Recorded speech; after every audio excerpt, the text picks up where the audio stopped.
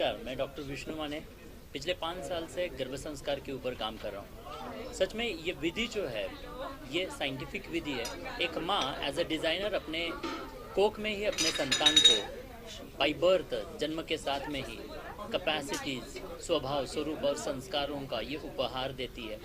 ये जो 9 महीने नेचर ने एक माँ को दिए है ना, वो एज अ डिज़ाइनर दिए हैं। लेकिन आज की जो कई सारी माएँ हैं, वो भूल चुकी है कि मुझे अपने कोख में ही संतान को बेहतर बनाना है। ये समय उस माँ ने किसी को बेच दिया है। दोस्तों, ये जो 9 महीने का समय है, इस संतान के जीवन में वापस कभी नहीं आने वाला है। ये संतान आज आई है, वापस कभी नहीं आएगी आपकी कोख में। और इसीलिए ये समय जो है, वो प्रोसेस के दौरान डेवलप होते हुए इस बेबी को कोख के दौरान ही देना जरूरी है। जिस माँ ने ये समय अपने संतान को दिया है, आज वो संतान सबसे अलग हो चुकी है। लगभग 18 प्लस कंट्रीज से लाखों लोग हमारे साथ में जुड़ चुके हैं और उनकी जो संतानें हैं वो आज बेहतर बन चुकी है। मात्र 3 महीने से लेकर 1.5 साल की उम्र तक संतानें हैं जिन्होंने वर्ल्ड रिकॉर्ड बनाए, वो बोल पा रहे। WHO का जो माइलस्टोन चार्ट है वो कई गुना पहले अचीव करते हुए हमें आज महसूस हो रहा है। सो सच में संतान जो है वो बाई चांस नहीं, बाई चॉइस होनी चाहिए। बाई चॉइस का मतलब है जागरूकता से प्रयास कर कर उस संतान को प्रोसेस के दौरान ही जीवन भर का ये उपहार देना है। कई बार गर्भ संस्कारों का नाम सुनने के बाद में लोगों को लगता है कोई रिलीजियस वर्क होगा, धार्मिक विधि होगा, पर ऐसा बिल्कुल भी नहीं है। आज हमारी इतनी बड़ी कम्युनिटी है, हर कास्ट से आज यहाँ पे लोग जुड़ चुकी है। कई सारी मुस्लिम मॉम है जो हमारे साथ में जुड़ चुकी है और मतलब सैकड़ों माएँ हैं जो अपने संतान को कोख में ही बेहतर बनाने के लिए प्रोसेस में आ चुकी है। और इसलिए मैं हर किसी को बताना चाहता हूँ, ये अपॉर्चुनिटी है। 9 महीने गर्भ संस्कार का मतलब क्या है? गर्भ संस्कार यानी उस हर एक गर्भवती माँ का पूरे 9 महीने के लिए happy, active, creative, energetic, peaceful, stable, positive और कंसिस्टेंट रहना, यानी गर्भ संस्कार होता है। जो माँ या जो माता पिता प्रेग्नेंट है या प्रेगनेंसी के लिए प्लान कर रहे हैं, उन सभी ने इस प्रोसेस को जान कर लेना जरूरी है। अगर आप इसे जानते तो शायद आप कर पाएंगे, जानेंगे नहीं तो पाने का सवाल ही नहीं है।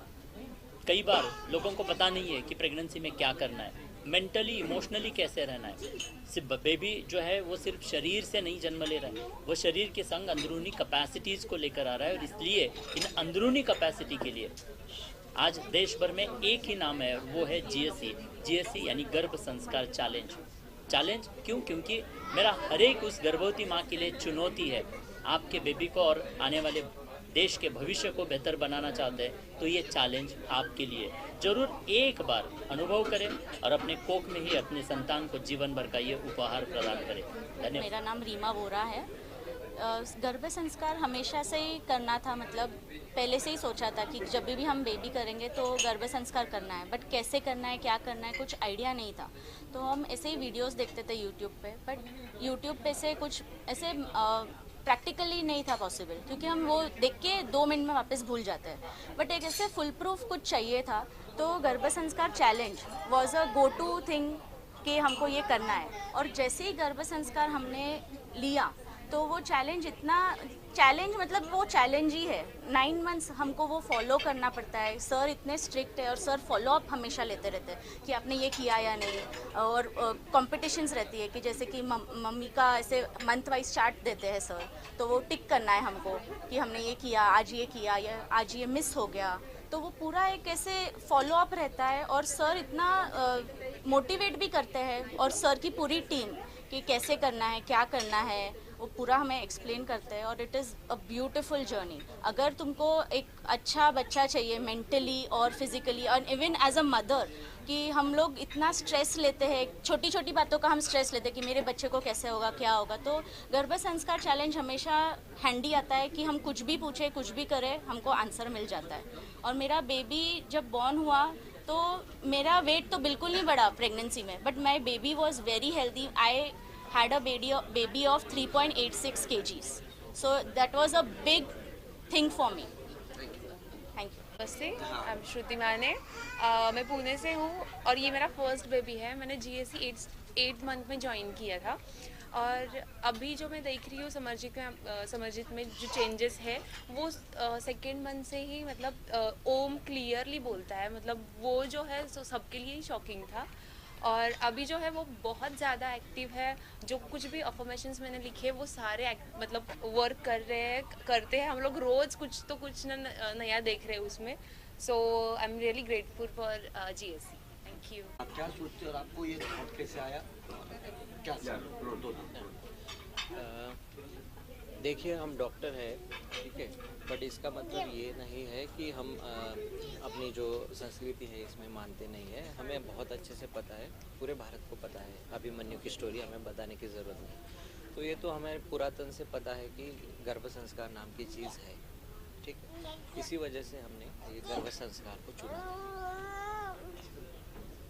और कोई आपको पूछना है मैडम? मैडम ये बताइए, आप दोनों एज अ पेशे से डॉक्टर्स हैं, आप अपने दूसरे बेबी से अपने बच्चे को क्या कंपेरिजन में अलग तरीके से देखते हैं और ये थॉट मतलब हर जगह रहता है, किस तरीके का? ये जो GSC है उसमें सबसे इम्पॉर्टेंट है अफर्मेशंस। तो अफर्मेशन में आप लिटरली अपने बेबी को डिज़ाइन कर सकते हैं कि मुझे अपना बेबी काम चाहिए, इंटेलिजेंट चाहिए, स्ट्रॉन्ग चाहिए।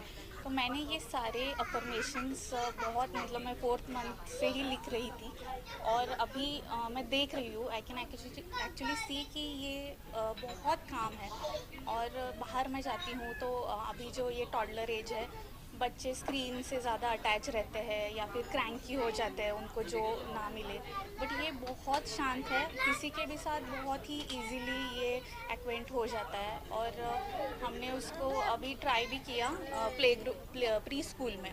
तो इससे बड़े जो बच्चे हैं वो रोते हैं, they are not able to adjust. और एंड वहाँ के जो टीचर्स है वो सरप्राइज हो गए कि ये फर्स्ट डे से ही उनके साथ अच्छे से एडजस्ट कर रहा है। तो ये सब मुझे लगता है कि GSC में मैंने जो अफर्मेशन प्रेगनेंसी के टाइम जो किए थे उसी का रिजल्ट है। आज ये मतलब जैसा मैंने चाहा वैसे मुझे मिला है। Thank you. करना चाहूँगा सर। एक्चुअली आप जो गर्भ संस्कार कर रहे हैं, मेरे हिसाब से जैसे पहले स्टार्टिंग में सर ने बोला था, we should not focus on result. मेरे हिसाब से गर्भ संस्कार इसलिए नहीं करने चाहिए कि कल को बच्चा आएगा और पैदा होते ही हमारा नाम गिनीज बुक में आ जाएगा। गर्भ संस्कार इसलिए करना चाहिए कि उसमें कोई नेगेटिव थॉट्स ना जाए, नेगेटिव चीज़ें ना जाए।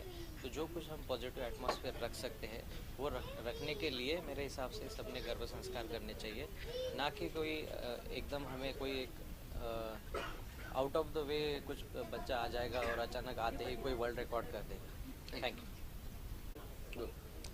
तो गर्भ संस्कार तो पता ही था, लेकिन कौन सा करे इसमें थोड़ा प्रॉब्लम था, क्योंकि जब भी देखो कोई भी ऐड तो भगवान का ही ज़्यादा कुछ तो पूजा प्रार्थना रहती थी।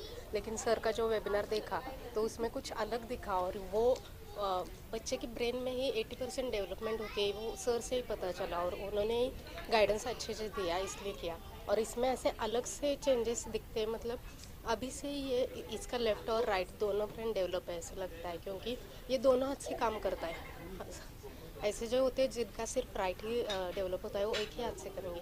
और इसका थॉट प्रोसेस भी अलग है बाकी बच्चों से, क्योंकि स्कूल में भी इसको इसके ही सर्टिफिकेट में अभी आया है कि एक्सीलेंट पार्टिसिपेशन इन क्लास। मतलब इसका कुछ तो अलग है, इसलिए टीचर्स भी इसको बोलते हैं। इसलिए ऐसा लगता है कि ये अलग है बाकी बच्चों से।